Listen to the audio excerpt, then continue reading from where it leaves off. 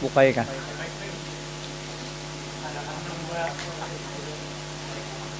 Biar juga anak situ dulu, tapi dibukai anak situ aja mau kumpul kada Bapak. Nggih.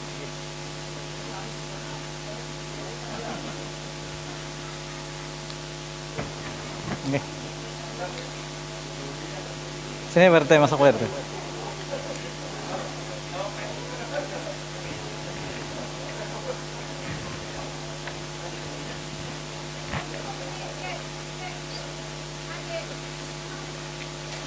Sini Pak RT. Sini. Sini di golon. Sini sini.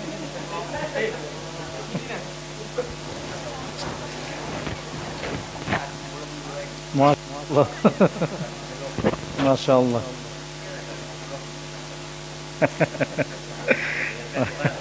Nggih. Munyan.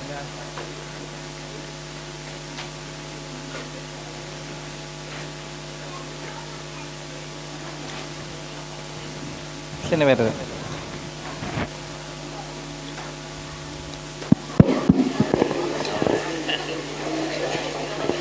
Allah.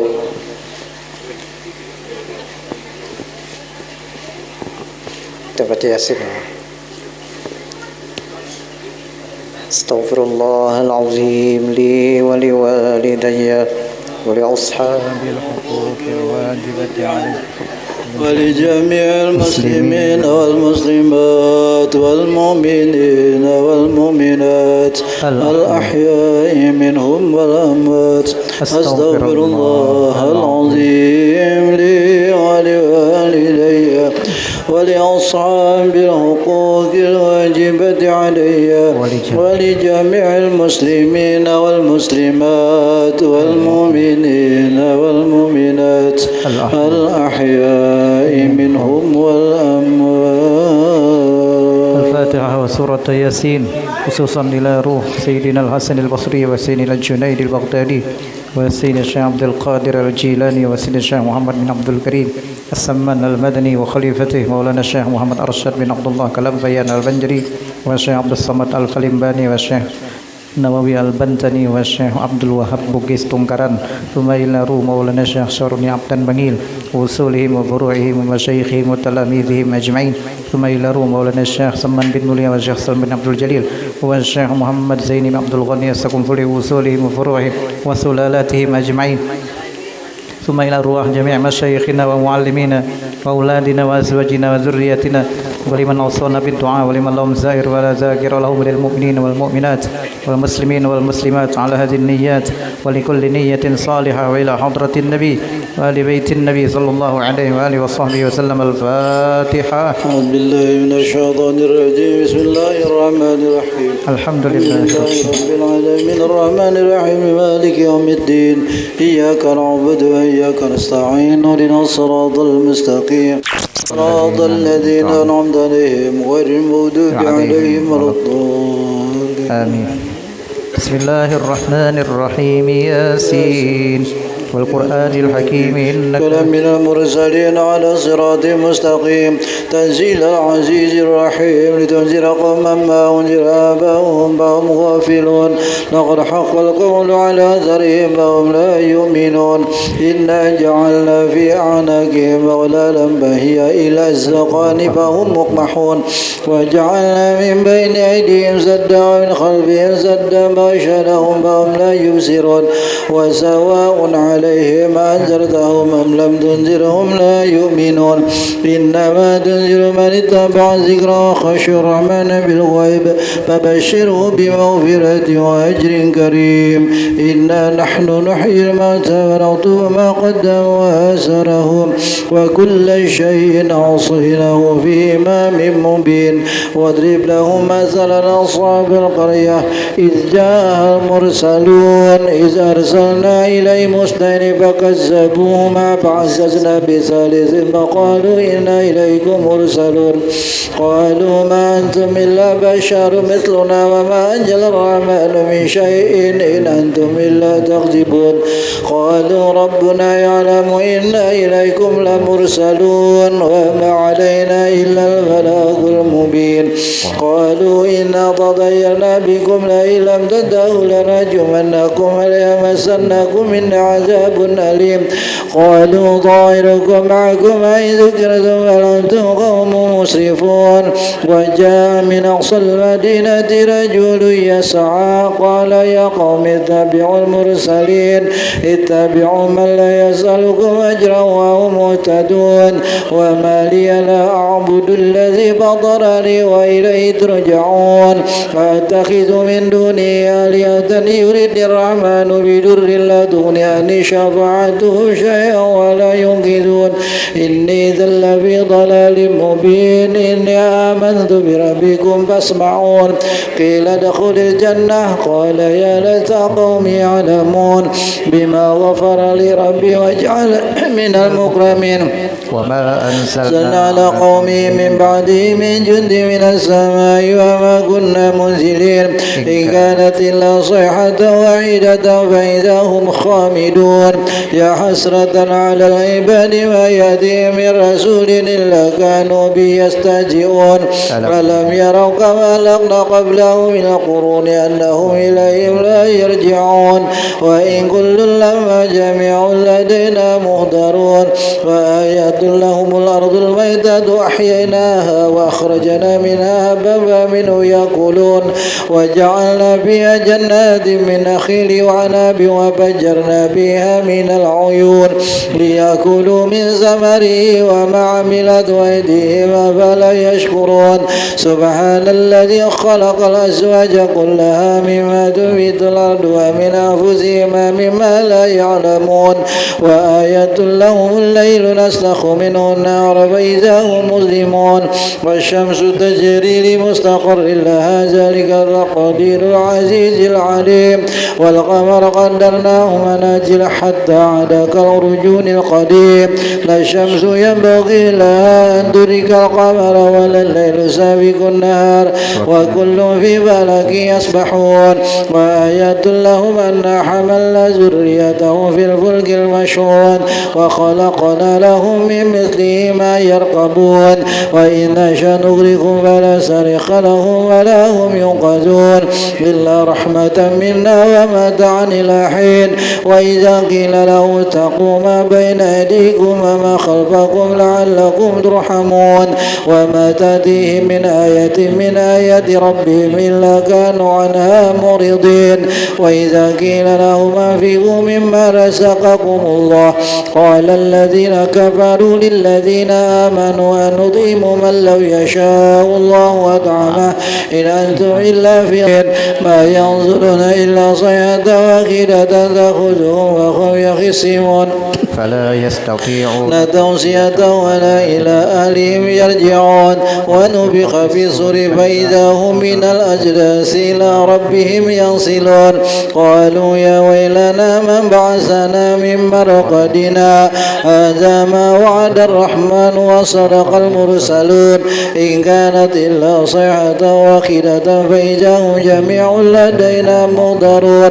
فاليوم لا تظلم نفس شيئا ولا تجزون إلا ما كنتم تعملون إن أصحاب الجنة اليوم في سبل فاكهون هم وأزواجهم في ظلال على الأرائك متكئون لهم فيها فاكهة ولهم ما يدعون سلام قولا من رب رحيم وامتازوا اليوم أيها المجرمون ألم أعهد إليكم يا بني آدم ألا تعبدوا الشيطان إنه لكم عدو مبين وأن اعبدوني هذا صراط مستقيم ولقد أضل منكم جبلا كثيرا أفلم تكونوا تعقلون هذه جهنم التي كنتم توعدون اصلوها اليوم بما كنتم تكفرون اليوم نختم على أفواههم وتكلمنا أيديهم وتشهد أرجلهم بما كانوا يكسبون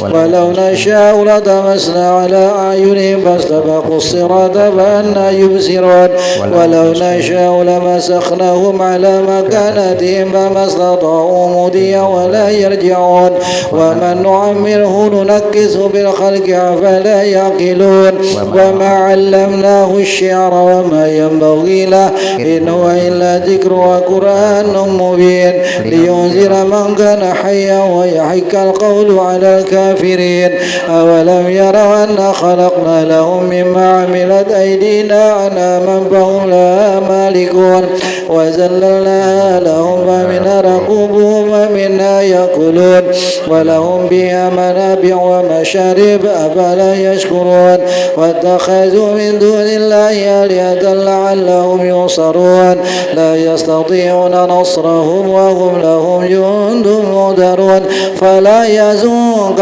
قولهم إنا نعلم ما يسرون وما يعلنون أولم يرى الإنسان أنا خلقناه من نطفة فإذا هو خصيم مبين وضرب لنا مثلا ونسي خلقه قال من يحيي العظام وهي رميم قل يحيي الذي أنشأها أول مرة وهو بكل خلق عليم الذي جعل لكم من الشجر الأخضر نارا فإذا أنتم منه توقدون أوليس الذي خلق السماوات والأرض بقادر على أن يخلق مثلهم بلى وهو الخلاق العليم إنما أمره إذا أراد شيئا أن يقول له كن فيكون فسبحان الذي بيده ملكوت كل شيء وإليه ترجعون. صدق الله العظيم صدق النبي الكريم. أعوذ بالله من الشيطان الرجيم. بسم الله الرحمن الرحيم. أحمد من اصطفى من عباده من شاء بالولاية وخصصه بحمل أسراره وجذبه منه إليه بسابق العناية وأشكره أمن علينا بالإيمان بما جاءت به الأنبياء والأولياء من أسراره الربانية ووفقنا لمتابعة سنتهم البهية السنية وأصلي وأسلم على من سجد له الملك وهو في ظهر أبيه السوري وعلى آله وصحبه وتابعيهم في السبيل النوري وبعد.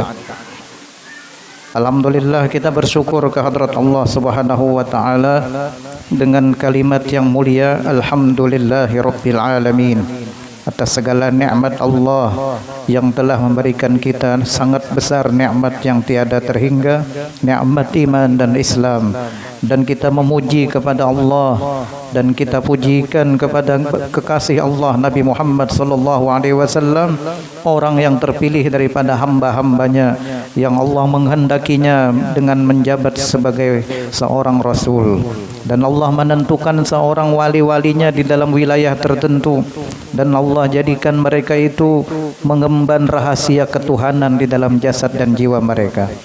Dan kita juga bersyukur kehadrat Allah Subhanahu wa taala telah beriman dengan apa saja yang telah diberikan oleh para nabi dan rasul dan yang telah disampaikan kembali oleh para wali-wali Allah yang di dalamnya mengandung rahasia-rahasia ketuhanan. Semoga Allah memberikan kita taufik dan hidayah untuk selalu mengikuti sunnat-sunnat mereka itu. Mudah-mudahan mendapat syafaat Rasulullah sallallahu alaihi wasallam. Kemudian salawat serta salam teruntuk selalu kepada junjungan kita Nabi Muhammad sallallahu alaihi wasallam, keluarga beliau, sahabat beliau, seluruh pengikut Nabi yang mengikuti jalannya Rasulullah sallallahu alaihi wasallam. Allah Subhanahu wa taala berfirman dalam surah Yunus, Ala inna awliya Allahi la khawfun alaihim wa lahum yahzanun. Perhatikanlah bahwasanya para wali-wali Allah itu tidaklah mereka merasa takut di dalam hatinya melainkan hanya kepada Allah, dan tidaklah mereka itu bersedih dan mereka itu selalu bergembira di dalam dunia ini. Kemudian di dalam hadis Nabi Muhammad sallallahu alaihi wasallam berbunyi, Uzkuru mahasina mautakum wa kuffu an masawihim, yang artinya sebutkanlah segala kebaikan-kebaikan orang yang telah meninggal daripada kalian orang beriman, dan janganlah kalian mengisahkan kejahatan mereka yang telah wafat tersebut. Berkata Sufyan bin Uyainah radhiyallahu an, "Inda zikri salihin tatanazzalur rahmah." yang artinya ketika dibaca riwayat hidup seorang yang saleh, maka disitulah Allah turunkan beberapa rahmat yang luas. Mudah-mudahan Allah memberikan kita rahmatnya yang luas dunia dan akhirah kepada kita semua di dalam majlis Syekh Samman yang mulia ini. Amin ya arhamar rahimin.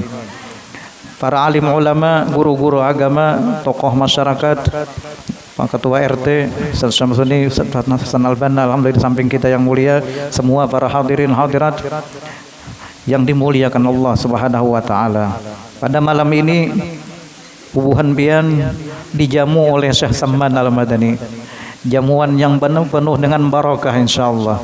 Mudahan yang memberikan makanan, minuman, serta fasilitas yang telah diberi kepada kita saat ini, mereka mendapat mandat dari Syekh Samman, dapat syafaat Rasul sallallahu alaihi wasallam. Mudahan apa yang dihajatkan oleh kita semua dikabulkan Allah Subhanahu wa taala. Wabil ijabati qabul ya arhamar rahimin. Berkat karamat Tuan Syekh Samman ya Rabb. Tuan Syekh Samman bernama Muhammad bin Abdul Karim, tinggal di kota Madinah Al-Munawwarah.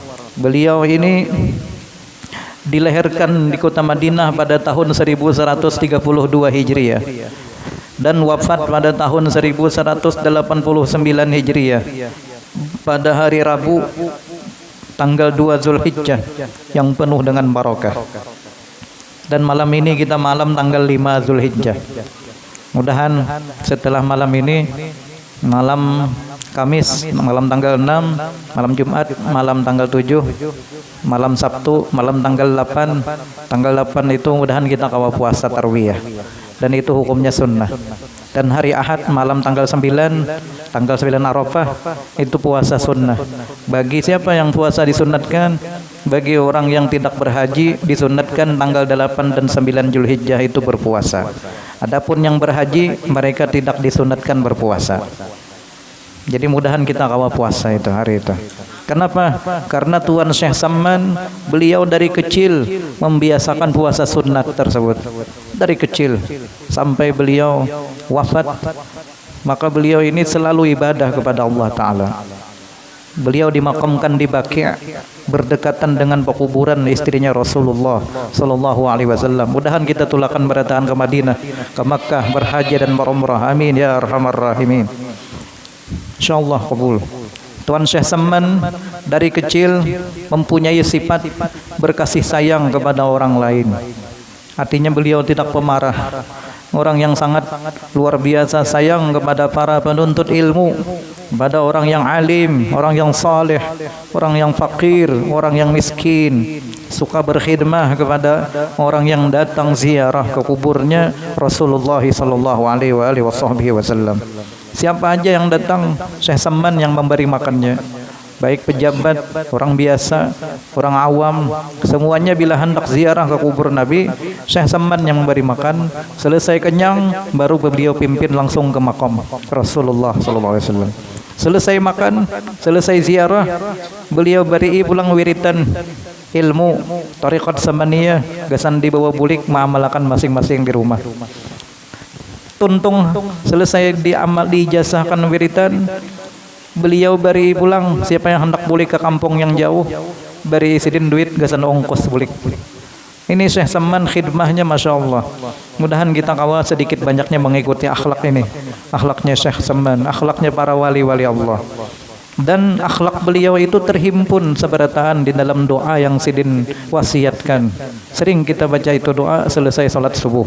Allahumma ghfir li ummati sayyidina Muhammad. Allahumma arham ummata sayyidina Muhammad. Allahumma astur ummata sayyidina Muhammad. Allahumma jbur ummata sayyidina Muhammad sallallahu alaihi wasallam. 4 kali berturut-turut dibaca itu. Fadilatnya supaya orang yang mengamalkan itu mendapat jumlah martabat fadilat wali kutub. Maksudnya jumlah itu himpunan, kumpulan, kelompok. Jumlah martabat, kumpulan orang yang berisi pangkat, fadilat, keutamaan, keistimewaan yang mendapat pangkat wali kutub. Artinya pian ini lain wali berkat mengamalkan itu doa, pian masuk juga ke dalam kapal bubuhan wali-wali tadi. Ibarat di tengah lautan samudra yang luas, kita nih kada basic apa supaya kita masuk ke kapal jangan tinggalam amalakan itu tadi. Jadi kita buat juga ke kapal orang supaya selamat. Di situ maksudnya tuh.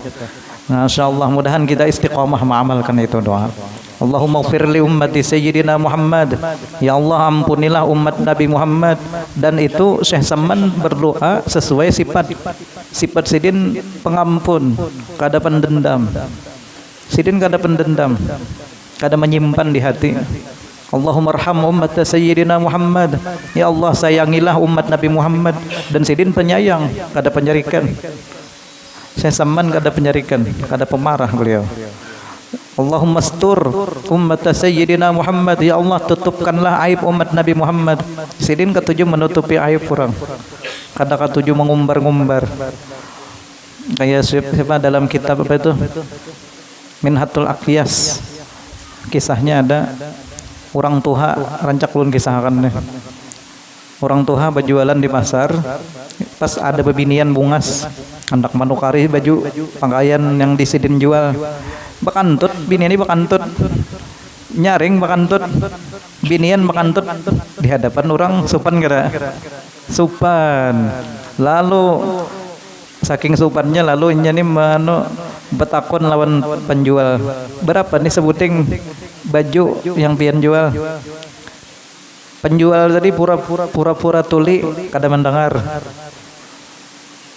Alhamdulillah jar binian tadi Sidin tuli mencobai bang pulang lagi sekali betakon, ini berapa kayak sebuting kada disahuti Sidin. Sampai 3 kali betakon, berapa kada disahuti Sidin. Alhamdulillah jar binian tadi Sidin tuli, padahal Sidin mendengar, cuma Sidin hendak menutupi kemaluan orang ini supan malu bakantut. Lalu saking hendak menutupi aib orang, pura-pura tuli. Orang wah ini mun kawan bakantut, wah bau balanya wajar. Apa? Orang mengikuti akhlak Syekh Saman ini, masya Allah. Tutupkan aib orang lain sesuai doa beliau baca, tutupi aib orang. Allahumma jbur ummat sayyidina Muhammad. Sidin pemurah. Ya Allah, cukupkanlah kehidupan umat Nabi Muhammad sesuai sifat Sidin. Bila orang datang ke kubur Nabi ziarah, Sidin beri makan dulu, pemurah Sidin. Bilanya bulik diongkosi Sidin pulang duit. Ilmu Sidin kada pamalar, diberi Sidin ijazah siapa aja yang datang, baik yang kada baik ke orangnya yang baik, kesemuan pokok rata. Bila datang diberi Sidin ilmu, ijazah tarekat Samaniyah. Tuan Syekh Saman ini dari kecil membiasakan memuliakan abah ibu bapaknya, kada durhaka lawan abah mama, sering mendoakan Rabbi firli wali walidayya warhamhuma kama rabbayani shaghira. Jadi ciri-ciri orang berbakti itu sebagiannya adalah membaca doa itu. Ada seorang sahabat menangis dalam masjid, Nabi melihat disampirin Nabi, kenapa engkau menangis? Ujar orang tadi, rezeki ulun mampet, sedikit sempit rezeki nih. Nah, ada apa? Ujar Nabi, ikam ada jakah salat berjamaah, salat. Kemudian adakah mengucap istighfar, baca terus. Ujar Nabi, adakah mendoakan orang tua dalam sehari? Nah, itu ulun jarang ya Rasulullah. Nah, itu yang membuat engkau rezeki ikam sempit, akibat jarangnya mendoakan dua orang tua ikam dengan kalimat Rabbighfirli wali walidayya warhamhuma kama rabbayani shaghira. Itu jangan lupa itu doa. Kalau bisa disisipkan setiap sembahyang selesai atau di dalam sujud terakhir tuh jangan kada ingat, paling sedikit 3 kali. Rabbighfirli wali walidayya warhamhuma kama rabbayani shaghira. Itu tanda kebaktian kita kepada ibu bapak. Karena ciri-ciri orang wali itu di situ letaknya, ibu bapak dulu yang penting. Mun sudah wafat ibunya, bapaknya udah ziarahi kubur. Kalau jauh tempat ziarah kuburnya, tiap malam baca Yasin, baik sesudah maghrib atau sesudah isya atau sebelum pas tahajud atau sesudah subuh. Yasin hadiahkan. Kalau kawan baca Yasin, Fatihah barang, yang penting ada dihadiahkan tiap hari kepada ibu bapak itu. Yang masih hidup bolehlah dihadiahi Fatihah, silahkan. Yang masih hidup pun kita boleh berhadiah Fatihah kepada ibu bapak kita.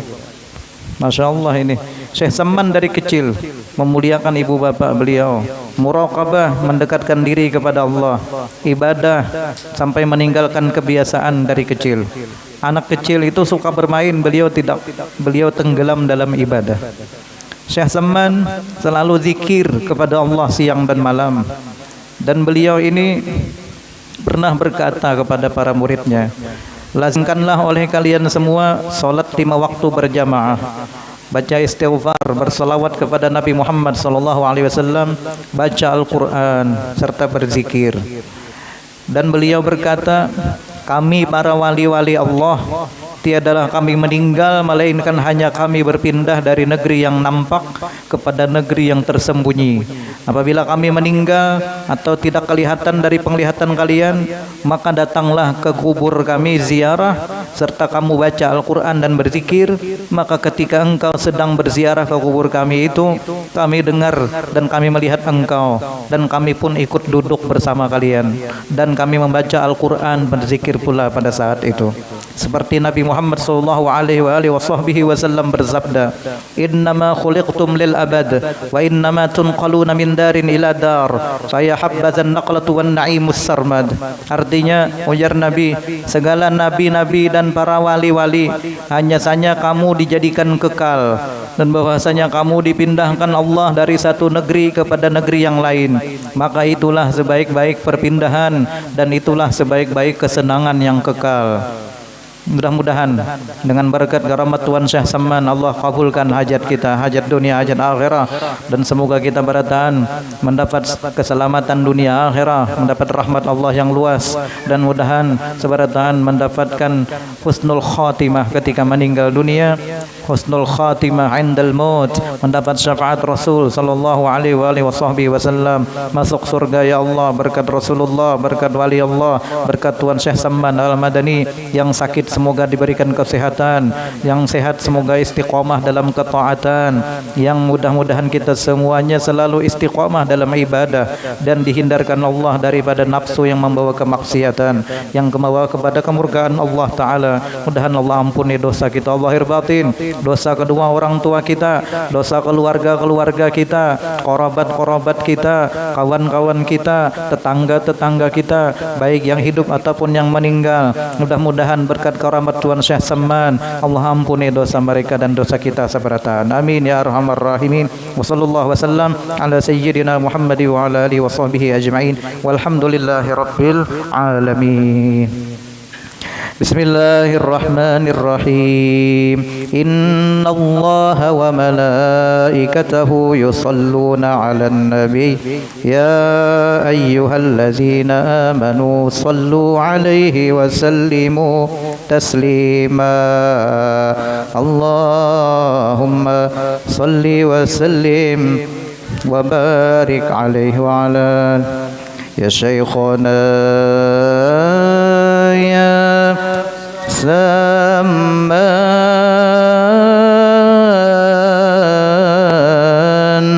ya Qutbaman fil akwan man kunta shaykhan la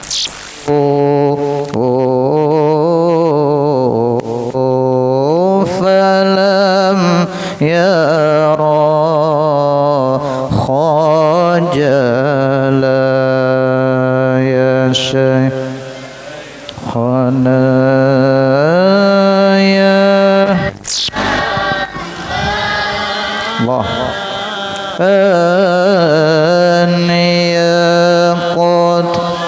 baman akwan man kunta shaykhan lahu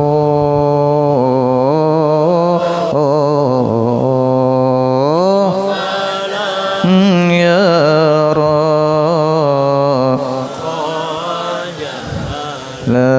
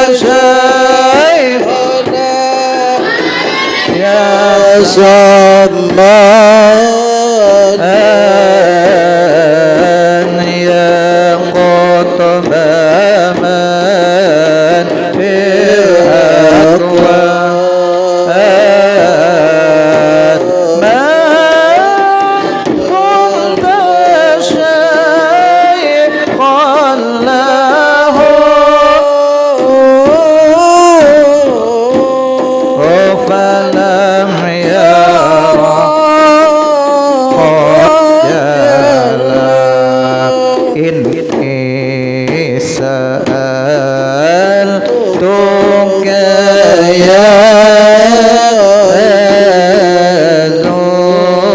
ذخري ويا سندي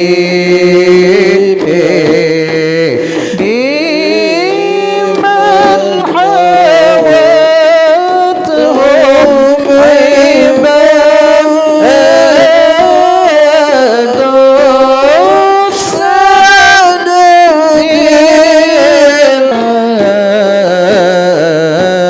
يقود من في الأكوان من كنت شيخا له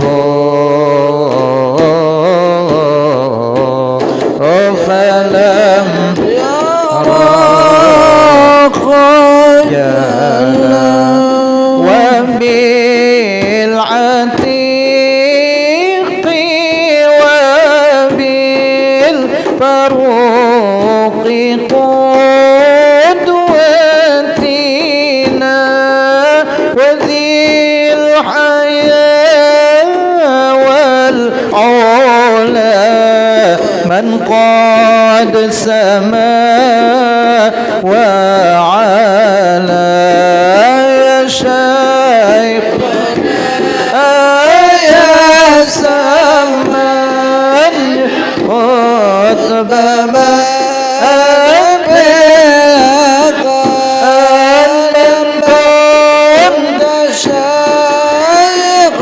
الله فلا يرى خجلا أول آل والصحب والأتباع قاطبة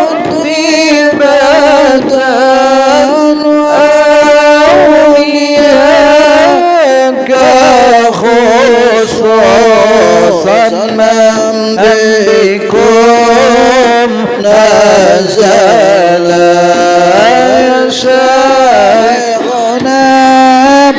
يا سمان قد بمن بالأقوال من كنت شيخا له ولم يرى خجلا وفي حماكم له عن إذنكم وبكم حكم التصرف في كل الورى كما لا يا شيخنا يا سمان قطبنا بالأقل من قد شيخا له ولم يرى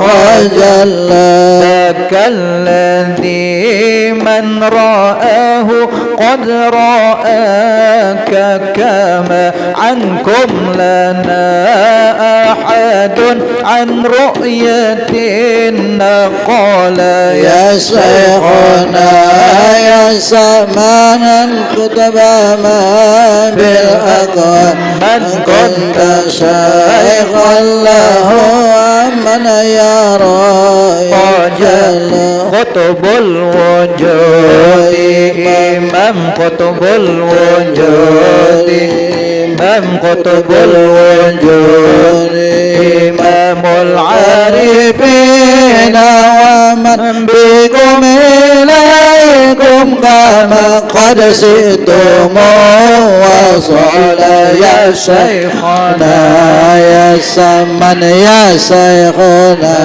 يا سمن يا شيخنا يا سمن قدوة من بالأقوال من قلت شيخا له ولم يرى خجلا محمد عارف محمد عارف محمد عارف سمانا أكرم من سما إليكم وريا وسواق ولا يا شيخنا يا سمن يا شيخنا يا شيخنا يا سمن يا قطب معنا بالأقوال من كنت شيخا له ولم يرى جل عليك أزكى صلاة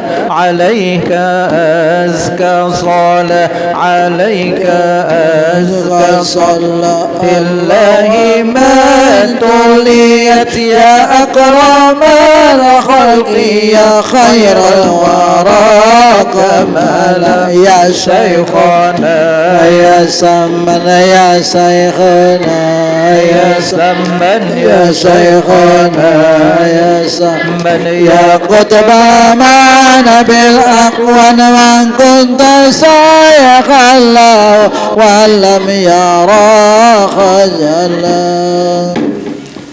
اللهم صل وسلم وبارك عليه وعلى آله. يا الله يا رحمن جد لنا بالأمان بالولي كتب الأكوان الحبيب السمان. الله يا رحمن جد لنا بالأمن أنا بالولي كتب الأقوال الحبيب السمان. هو غوث منيع هو غصن دفيع هو سيف قطيع هو غوث اللهفان. يا الله يا سمان جد لنا بالأمل بالولي كتب الأقوال الحبيب السمان. النبي إن خطب قد أو كرب أو جفاك الحب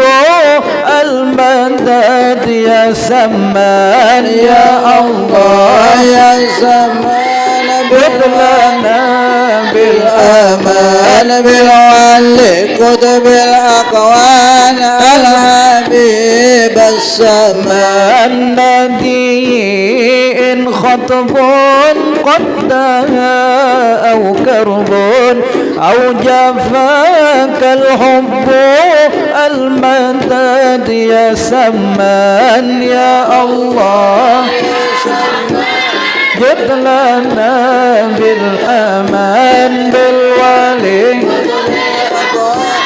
الحبيب السمان. وصلاة ربي توشى خير نبي وجميع الصحب ثم آل العدنان. يا الله جد لنا بالأمان بالولي كتب الأقوال الحبيب السمان.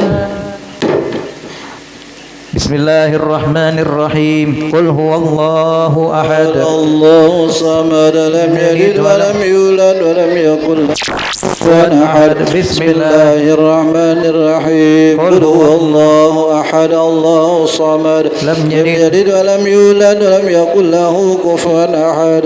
بسم الله الرحمن الرحيم. قل هو الله أحد الله الصمد لم يلد ولم يولد ولم يكن له كفوا أحد.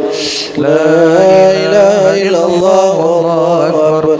بسم الله الرحمن الرحيم قل أعوذ برب الفلق من شر ما خلق ومن شر غاسق إذا وقب ومن شر نفاثات في العقد ومن شر حاسد إذا حسد لا إله إلا الله والله أكبر بسم الله الرحمن الرحيم قل أعوذ برب الناس ملك الناس إله الناس من شر وسواس الخناس الذي يوسوس في صدور الناس من الجنة والناس لا إله إلا الله والله أكبر ولله الحمد بسم الله الرحمن الرحيم الحمد لله رب العالمين الرحمن الرحيم مالك يوم الدين إياك نعبد وإياك نستعين اهدنا الصراط المستقيم صراط الذين أنعمت عليهم غير المغضوب عليهم ولا الضالين آمين اللهم صل وسلم على سيدنا محمد في الأولين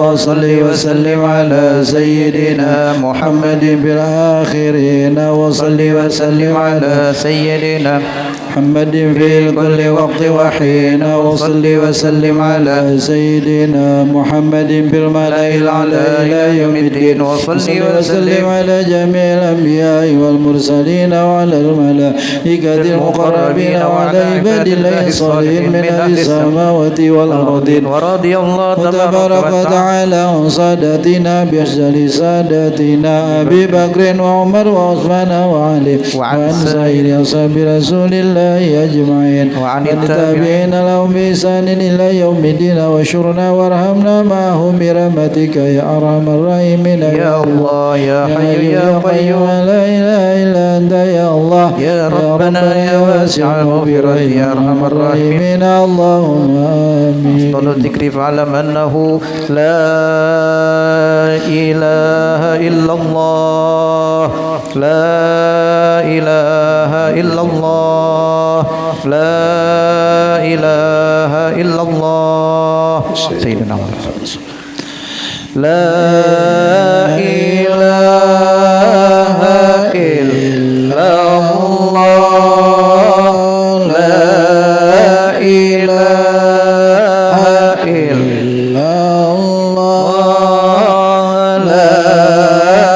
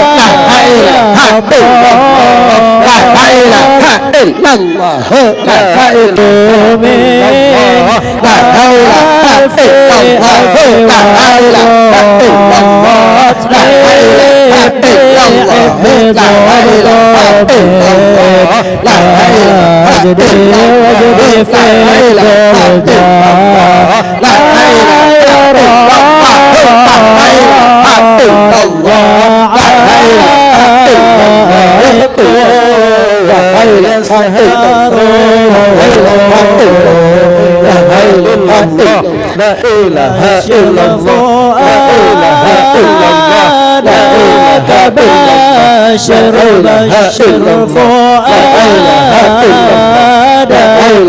بالناصر بشر فؤاد بشر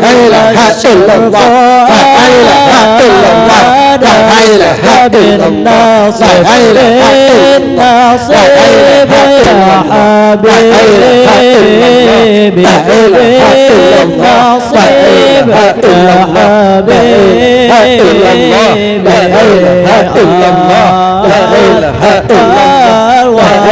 حبيبي من قرب ربي قرب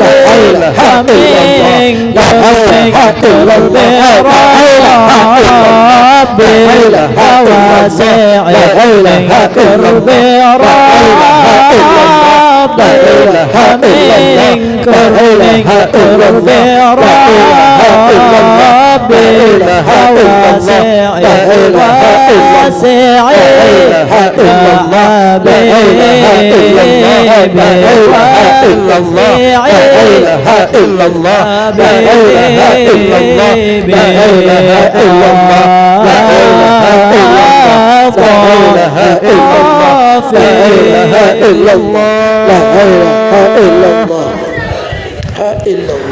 لا إله إلا الله لا إله إلا الله لا إله إلا الله لا إله إلا الله لا إله إلا الله سيدنا محمد رسول الله لا إله إلا الله سيدنا محمد رسول الله اللهم صل على سيدنا محمد اللهم صل عليه وسلم اللهم صل على سيدنا محمد اللهم صل عليه وسلم اللهم صل على سيدنا محمد يا ربي صل عليه وسلم اللهم صل على سيدنا محمد يا ربي صل عليه وسلم سبحان الله وبحمده سبحان الله وبحمده سبحان الله وبحمده سبحان الله وبحمده سبحان الله وبحمده سبحان الله وبحمده سبحان الله وبحمده سبحان الله وبحمده سبحان الله وبحمده سبحان الله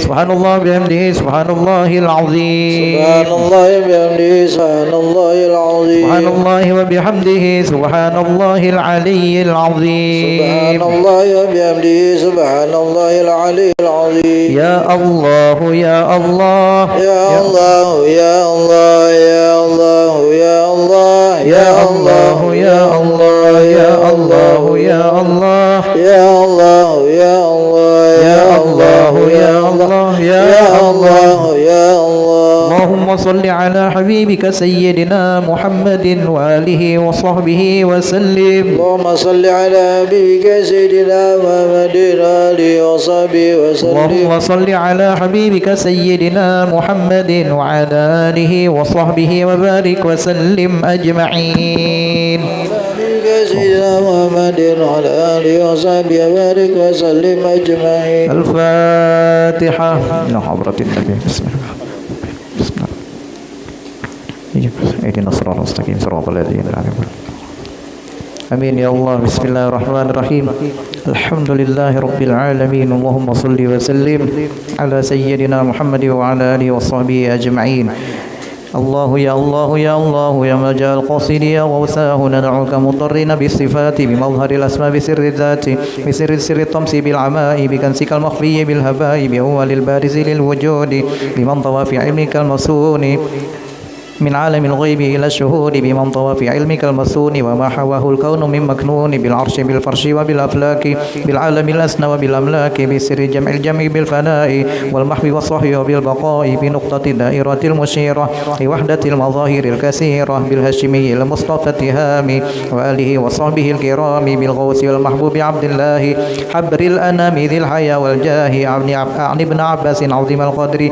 غوثا له في ترجمان الذكر بشيخ عبد القادر الجيلاني ومصطفى البكري ذي الإيقان بالبدوي وأحمد الرفاعي وبالدسوقي طويل الباعي بشافعي وأحمد بن حنبل ومالك والحنفي المبجل بشيخنا ذي السر والبرهان كتب الزمان العارف السمان بشيخنا ذي السر والبرهان كتب الزمان العارف السمان بشيخنا ذي السر والبرهان كتب الزمان العارف السمان وكل قطب من حماك داني فقد توسلنا بهم يداني بكل محبوب وعبد سالك ومقتفي لأنهج المسالك هبلي وأتبعي وكل طالب إلى المنى ويسر المطالب وأسبل الستر على الجميع وحفنا بحسنك المنيع وأشفنا من كل داء فينا وعافنا يا ربنا واحمينا ويسر الكسب من الحلال ونجينا من ذلة السؤال وطهر القلب من الأغيار وصفه من درن الأكدار واحفظ لنا السر مع الجنان من فتنة الأهواء والشيطان وخلص النفس من الدواعي واسلك بها سبيل خير داعي ومنك أكرمنا بعلم أزلي وعمل إلى انقضاء الأجل وسهل الإخلاص في الأعمال وسائر الأقوال والأفعال ولاتباع المصطفى وفقنا ومن حمي حبه فارزقنا وزين الظاهر والبواطن بكل علم ظاهر وباطن بكل علم وزين الظاهر والبواطن بكل علم ظاهر وباطن وقسم بقهر كل من آذانا ومن بسوء قد نوى حمانا وكف كف الظالمين عنا ولسواك ربي لا تكلنا ونجنا من كيد كل حاسد وشمت معنف معاند واجعل لنا من كل ضيق فرجا وكل هم وبلاء مخرجا واجعل لنا من كل ضيق فرجا وكل هم وبلاء مخرجا واجعل لنا من كل ضيق فرجا وكل هم وبلاء مخرجا وكفت بنار الغيظ والخسران كل عدو مفتري وجان واجعل لنا من لطفك الخفي حجاب ستر شامل سني يا حي يا قيوم يا قهار علي يا عظيم يا جبار يا ربي واحفظنا إلى الممات من فتن الزمان والآفات واختم لنا يا ربي بالإيمان وخصنا بالفوز بالجنان يا بر يا كريم يا وسول يا من لنا يحسن وبذول يا ربي واغفر للعبيد الجاني محمد الشهير بالسمان يا ربي واغفر للعبيد الجاني محمد الشهير بالسمان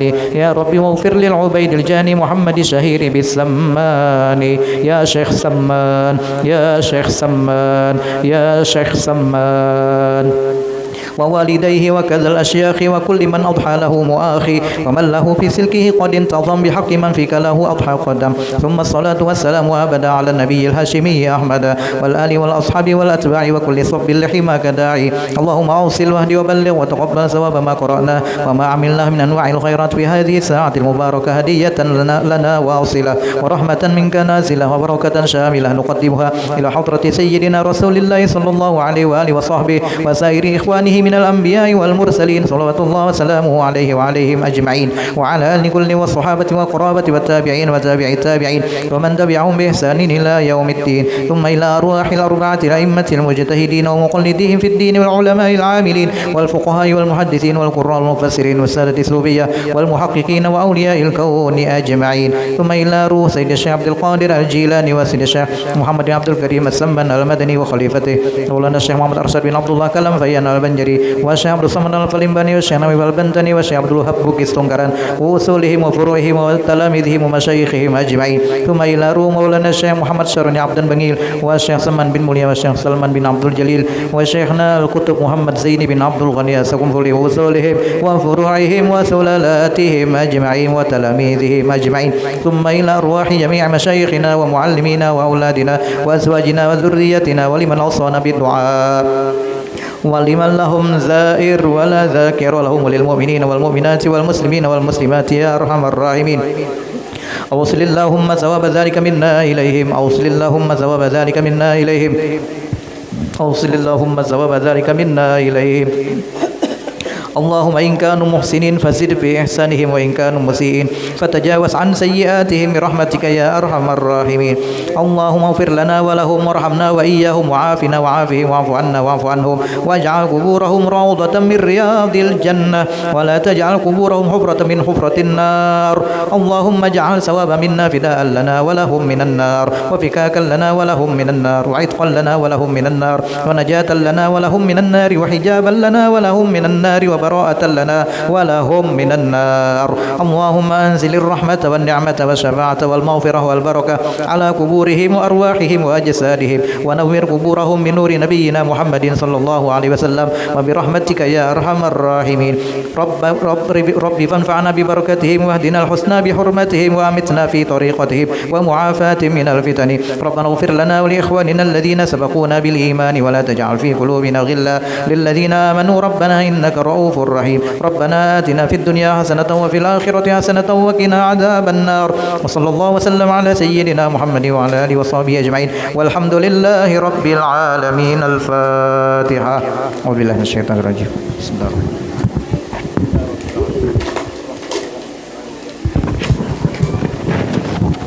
بسم الله الرحمن الرحيم.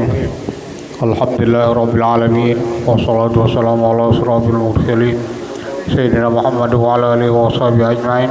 اللهم صل وسلم على سيدنا محمد صلاة تنجينا بها من جميع الأهوال والآفات وتقضي لنا يا الله جميع الحاجات وتطهرنا بها من جميع السيئات وترفعنا بها عندك أعلى الدرجات وتبلغنا بها الغايات من جميع الحارات بالحياة وبعد الممات.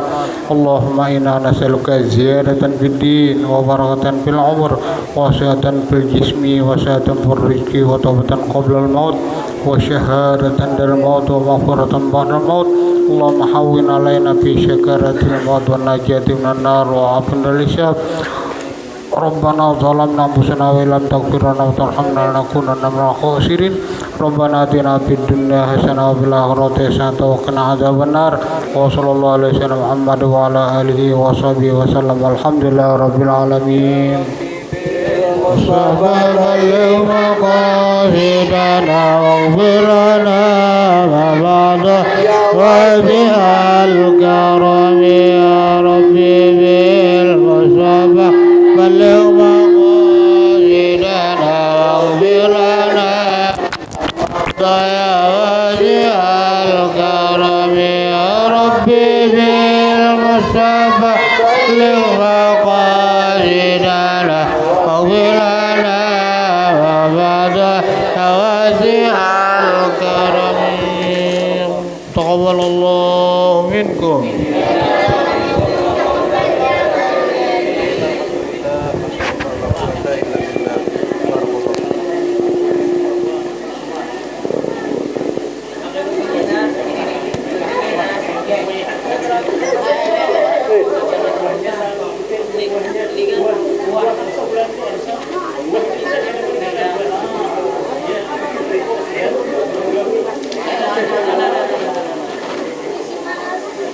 Hati-hati tertumpah.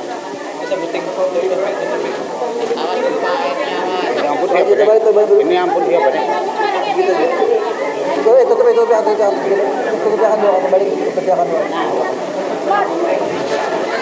Ini yang untuk umum aja jolok.